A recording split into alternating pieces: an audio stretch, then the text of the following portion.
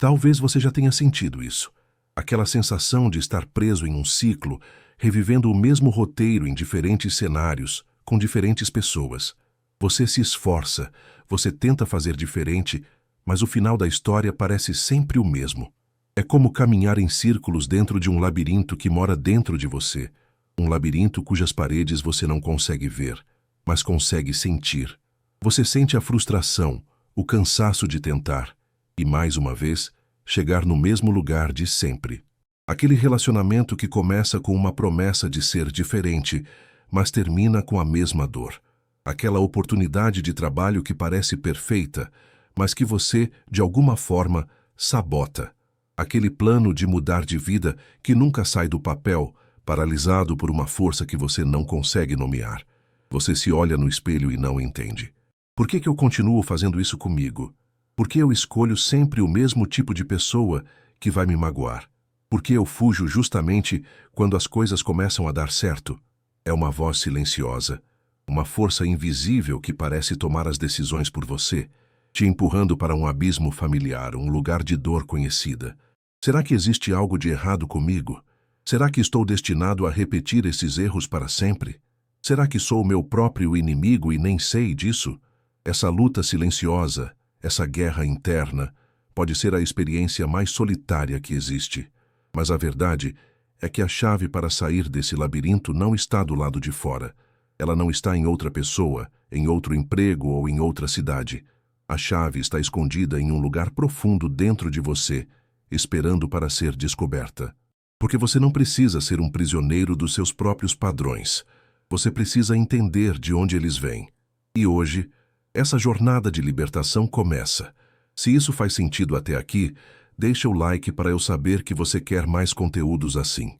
A história de pessoas que se sentem assim, como talvez você se sinta agora, é a história de uma parte de nós que opera nas sombras. Pense em uma mulher. Vamos chamá-la de Laura. Laura é inteligente, bem-sucedida, tem amigos que a amam. Para o mundo, ela parece ter tudo sob controle. Mas em sua vida amorosa, o caos reina. Ela se apaixona intensamente por homens distantes, emocionalmente indisponíveis. Homens que ela precisa salvar, que precisam de conserto. Ela dedica sua energia, seu tempo, seu amor, na esperança de que, um dia, eles finalmente a vejam e a valorizem. Mas o dia nunca chega. O ciclo é sempre o mesmo. A conquista, a dedicação exaustiva, a frustração, as migalhas de afeto que a mantém presa, e finalmente o abandono ou a dolorosa percepção de que ela está sozinha na relação. Cada término a deixa devastada, com a autoestima no chão, se perguntando o que ela fez de errado. Ela promete a si mesma que da próxima vez será diferente. Ela lê livros, assiste a vídeos, tenta aplicar conselhos, mas quando um novo homem com o mesmo padrão de indisponibilidade aparece, uma força irresistível a puxa para dentro do mesmo roteiro. Ela se sente uma marionete. Sabe conscientemente que aquilo lhe fará mal, mas uma parte dela, uma parte poderosa e invisível, parece desejar exatamente aquilo. O mesmo acontece com Marcos. No trabalho, ele é um funcionário exemplar, competente, proativo, cheio de ideias. Ele recebe elogios. É visto como alguém com grande potencial. Mas sempre que uma promoção está ao seu alcance, algo acontece. Ele comete um erro bobo, perde um prazo importante, entra em um conflito desnecessário com um superior. É como se, no momento exato em que o sucesso bate à sua porta, ele mesmo trancasse a entrada. Ele se frustra, se chama de incapaz, mas não percebe o padrão. Não percebe que está se sabotando para evitar uma pressão ou uma responsabilidade que, em um nível muito profundo, ele acredita não ser capaz de suportar. Tanto Laura quanto Marcos não são fracos ou incapazes. Eles são governados por uma força que um médico austríaco há mais de um século dedicou a vida a desvendar. O nome dele era Sigmund Freud, e o nome dessa força é o inconsciente. Freud revolucionou a forma como entendemos a mente humana ao propor algo radical. A maior parte da nossa vida mental acontece fora da nossa consciência. Ele usou a famosa metáfora do iceberg. A ponta do iceberg, a pequena parte que vemos acima da água, é a nossa mente consciente. É o que estamos pensando e sentindo agora, as decisões que tomamos de forma lógica, o nosso eu que apresentamos ao mundo. Mas a maior parte do iceberg, a massa gigantesca e invisível que fica submersa, é o nosso inconsciente. E é essa parte submersa que, na verdade, dita a direção do iceberg inteiro. Nesse oceano profundo da mente, estão guardados os nossos desejos mais primitivos, nossos medos mais irracionais, nossas memórias reprimidas, traumas de infância e experiências que foram dolorosas demais para a nossa mente consciente processar na época. Tudo isso não desaparece. Fica lá, ativo, pulsando, influenciando nossas escolhas, nossas emoções e nossos comportamentos, sem que a gente perceba. A ansiedade inexplicável de Laura ao se aproximar de alguém verdadeiramente bom para ela pode ser o eco de uma rejeição antiga, guardada no seu inconsciente. A autossabotagem de Marcos pode ser o medo de superar um pai autoritário, um medo tão profundo que ele nem sabe que existe. Entender isso é o primeiro passo para a liberdade. Você não está louco. Você não está quebrado. Você está respondendo a um roteiro que foi escrito há muito tempo, guardado nas profundezas do seu ser. E a boa notícia é que todo roteiro pode ser reescrito. Mas para isso, é preciso ter a coragem de mergulhar nesse oceano escuro. Aproveita esse momento e se inscreve no canal para não perder mais nenhum vídeo como esse. Para tornar essa ideia ainda mais clara, Freud dividiu a nossa mente em 3 instâncias que estão em um conflito constante. Imagine uma carruagem. O cavalo selvagem e poderoso é o que ele chamou de id. O id é a parte mais primitiva de nós. Ele é puro instinto, desejo, pulsão. Ele não conhece regras, moral ou lógica. Ele opera pelo princípio do prazer. Quer tudo e quer agora. É a fome, a sede, o desejo sexual, a agressividade. É a força vital que nos move, mas sem nenhuma direção. O cavalo quer apenas correr livremente, sem se importar com o caminho ou os obstáculos. O cocheiro, que segura as rédeas e tenta controlar o cavalo, é o ego. O ego é a nossa consciência, o nosso eu racional. Ele vive no mundo real e opera pelo princípio da realidade. O ego entende que não podemos ter tudo o que queremos no momento em que queremos. Ele tenta satisfazer os desejos do id de uma forma socialmente aceitável e segura. O cocheiro sabe que precisa guiar o cavalo por uma estrada, desviar de buracos e respeitar as leis de trânsito para chegar ao destino em segurança. Ele é o mediador, o negociador.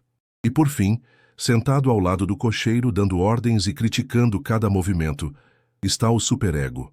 O superego é a nossa consciência moral. Ele é formado a partir dos valores que absorvemos dos nossos pais, da escola, da sociedade, da religião. Ele é a voz do certo e do errado, do deveria e do não deveria. Ele busca a perfeição e nos pune com sentimentos de culpa e vergonha quando não atingimos seus padrões elevados. O superego é como um passageiro exigente que diz ao cocheiro: mais rápido, não, por aí não, você é um péssimo cocheiro. Agora, imagine o conflito. O cavalo, id, quer correr descontroladamente para um campo florido que viu à distância. O passageiro exigente, superego, grita que o caminho certo é a estrada estreita e cheia de pedras, porque é o caminho correto. E o pobre do cocheiro, ego, no meio disso tudo, tenta manter o controle das rédeas, evitando que a carruagem tombe, enquanto tenta, de alguma forma, agradar a ambos. Essa é a nossa vida interior. O tempo todo, o nosso ego está tentando equilibrar os desejos impulsivos do nosso id com as exigências moralistas do nosso superego. E onde o inconsciente entra nisso, a maior parte do id é completamente inconsciente. Nós não temos acesso direto a esses desejos brutos. E grande parte do superego também é inconsciente. As regras e culpas que nos assombram muitas vezes foram internalizadas tão cedo na vida que não nos lembramos de onde vieram. Voltando para Laura. Seu id, o cavalo, anseia por amor e conexão de forma intensa e imediata. Mas seu superego, o passageiro crítico, talvez formado por uma experiência de infância onde sentiu que precisava merecer o amor dos pais, sussurra inconscientemente: você não é boa o suficiente para receber amor de graça. Você precisa lutar por ele, precisa consertar alguém para provar seu valor. O ego de Laura, a cocheira, tentando resolver esse conflito, guia a carruagem na direção de homens que precisam de conserto. Conscientemente, ela pensa que está sendo boa e compreensiva. Inconscientemente, ela está apenas obedecendo a uma antiga lei que seu superego impôs. Ela não está escolhendo livremente. Ela está sendo conduzida. O mesmo vale para Marcos. Seu id deseja o reconhecimento e os benefícios da promoção. Mas seu superego, talvez por ter crescido com a crença de que é perigoso se destacar, cria uma culpa paralisante. O ego, para evitar o conflito e a ansiedade gerada pela culpa, encontra uma solução: a autossabotagem. É mais fácil lidar com a frustração do fracasso do que com a ansiedade aterrorizante do sucesso. A libertação, portanto, não vem de ter um cavalo mais fraco ou de expulsar o passageiro crítico da carruagem. A libertação vem quando o cocheiro, ego, se torna mais consciente. Consciente da força do cavalo, das suas necessidades reais. E consciente das origens das críticas do passageiro. Quando o cocheiro entende por que o passageiro é tão exigente, ele pode começar a questionar suas ordens, em vez de apenas obedecer cegamente. Para se proteger dessa ansiedade gerada pelo conflito interno, o nosso ego desenvolve o que Freud chamou de mecanismos de defesa. São estratégias inconscientes para nos proteger de pensamentos e sentimentos que são dolorosos demais. E eles operam nas sombras, moldando nossa realidade sem que percebamos. Um dos mais poderosos é a repressão.